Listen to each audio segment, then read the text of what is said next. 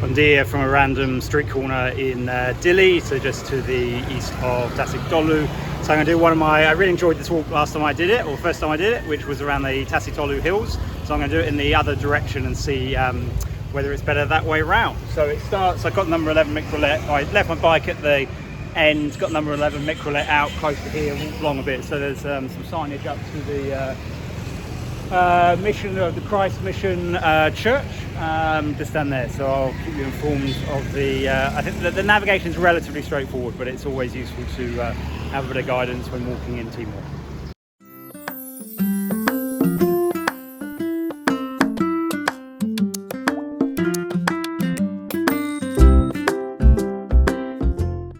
So the first kind of landmark point to get to is this reservoir that was built in 1994. So the direction I'm doing it today gets the steepest bit out of the way to start with, which is good in theory, but even at 7:30 it's pretty hot and humid even without the sun.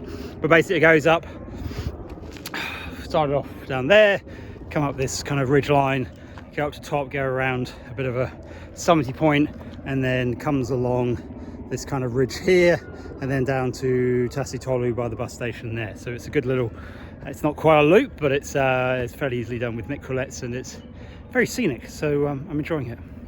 This is the first real summit up ahead, and if you can see, if I zoom in slightly, there's a couple of people wandering down just from that sign, so that gives some incredible views of the Comoro Valley, which you will see in a moment.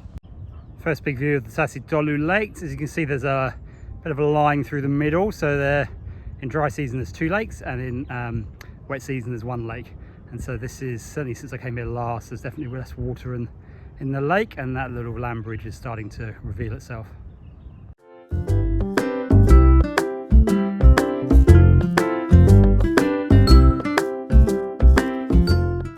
So this is the second landmark, and it means you've done most of the hard work because it's gone most of the way up the hill. So beyond over here is the Comoro River.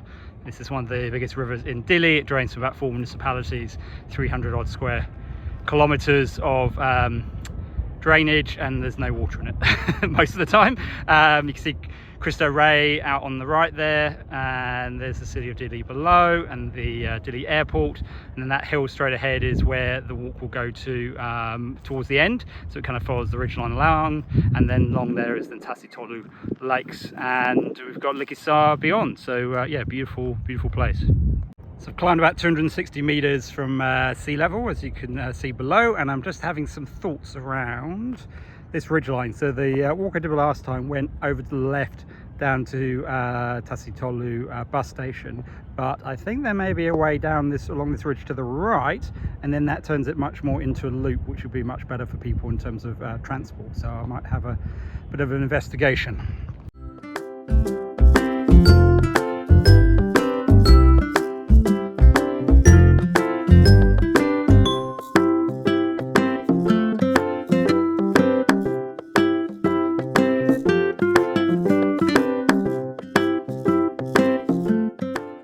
Nice view here looking along the ridgeline I've just walked along, and if I zoom in up here you hopefully can see a white blob, which is the highest point, top of the hill, where I had those amazing views of the Comoro Valley.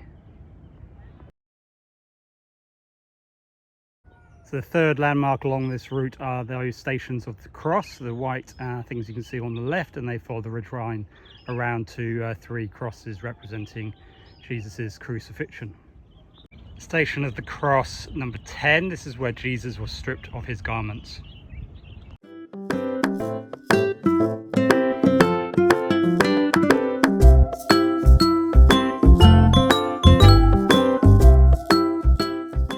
Just beyond the crosses is one of the best lookouts, and the last kind of point 4 on the walk, marked by this big concrete pole. So it has probably one of the best views of Dili airport, and it's about 9 o'clock, so there's an Aero Dili flight about to take off.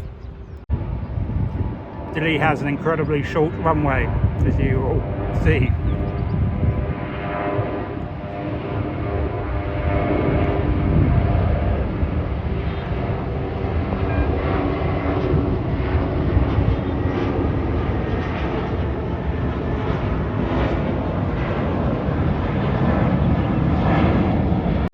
Last time I did this walk, I came up this way, and I came up from the Tasi Tolu church down there, which is quite beautiful, but it's quite steep and sketchy, and I'm thinking if I could turn it into a bit more of a loop, it's a bit logistically easier. So I'm going to go back to the Stations of the Cross and work my way down from there.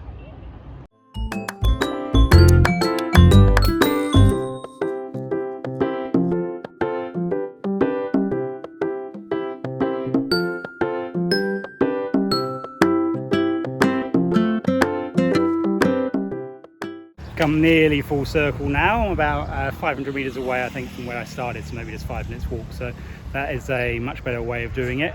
Going up to the Stations across and then down through those, and there's a beautiful kind of chapel at the bottom, and it's a much easier descent, and it's a lot closer to the start of the track. So, and I think it works better going up the steep hill to start with. It's a bit hard work, but at least it gets over and done with, and you've got a bit more shade on the way back. So yeah, it's still one of my favorite walks in Dili.